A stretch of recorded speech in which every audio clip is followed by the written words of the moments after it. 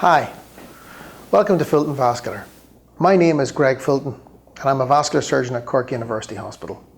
The purpose of these videos are to provide information on vascular diseases and their treatment. For more information, you can get it from our website, fultonvascular.com, or follow us on Twitter @FultonVascular. Thanks very much. Hi, today we're going to talk about the aorta.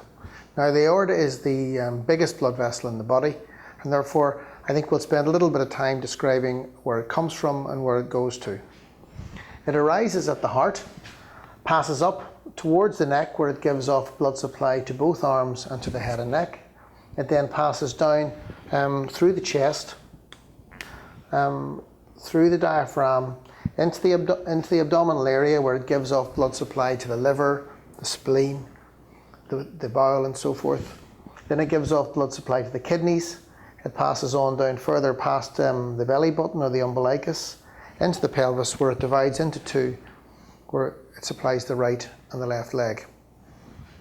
Well, how does the aorta become diseased? Well, like other arteries in the body, it can become thickened and narrowed, though because it's such a large blood vessel, it takes quite a bit of thickening and narrowing for it to get into trouble. The aorta tends to get into trouble most commonly with a disease called abdominal aortic aneurysm, where the blood vessel wall becomes weakened, and as a result of that, it tends to swell up. Now this happens most commonly in the area between the kidney arteries and the pelvis, and you get this rather characteristic looking configuration here, where the passageway through the aorta, instead of being a tube, becomes almost like an orange or a small grapefruit.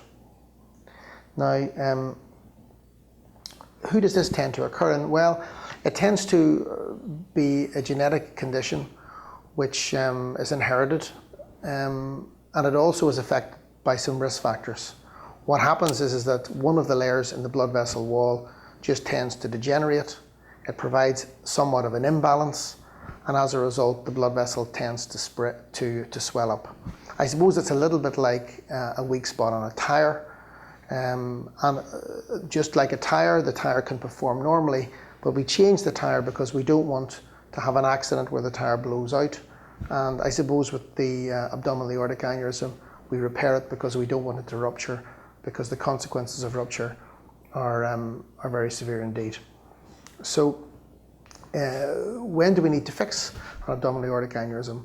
Well, the key measurement is the diameter, which is the area from here to here. And when that diameter reaches 5 centimeters, anything greater than that, we start to consider people for surgery. And this has been looked at statistically in terms of risk over the years.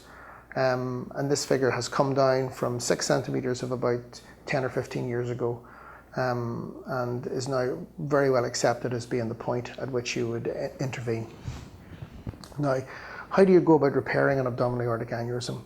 Well, traditionally, it was a major operation. The abdomen was opened, the aorta was exposed, some clamps were placed across it here and here, and then a piece of tubular fabric was sewn in from an area where the aortic tissue is quite good, down through the aneurysm to an area where the tissue is also good, essentially relining the blood vessel.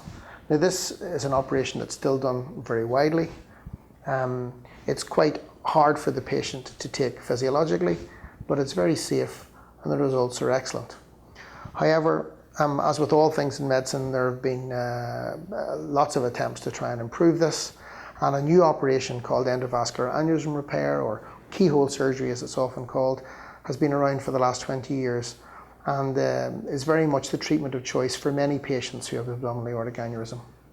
Instead of opening the abdomen, the aorta is accessed through the groins, both groins, and the fabric tube is actually now delivered as part of a stent in a modular fashion, and by that I mean that there's 2 or 3 pieces of, or 2 or 3 stents or pieces of fabric that are supported, that are placed in the abdominal aorta, and they're assembled inside the aneurysm.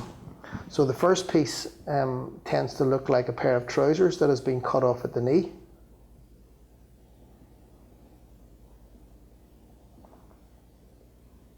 The second piece comes in from the opposite side, and it forms a seal with the first piece, like this.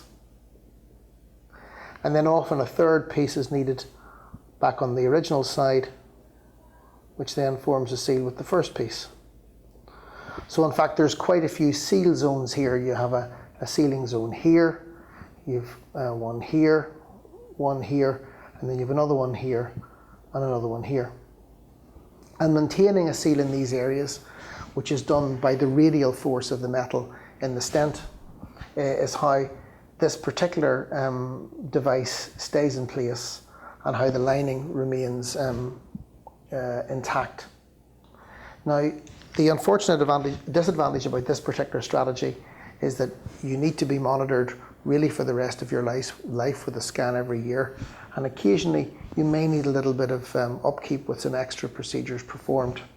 In addition, if the configuration of the aneurysm is a little bit atypical, sometimes this strategy doesn't work. Though it's fair to say that the manufacturers are developing new technologies for dealing with aneurysms that are much more challenging from an anatomical point of view. So, as you can see, the abdominal aorta is a large vessel. It can cause significant problems.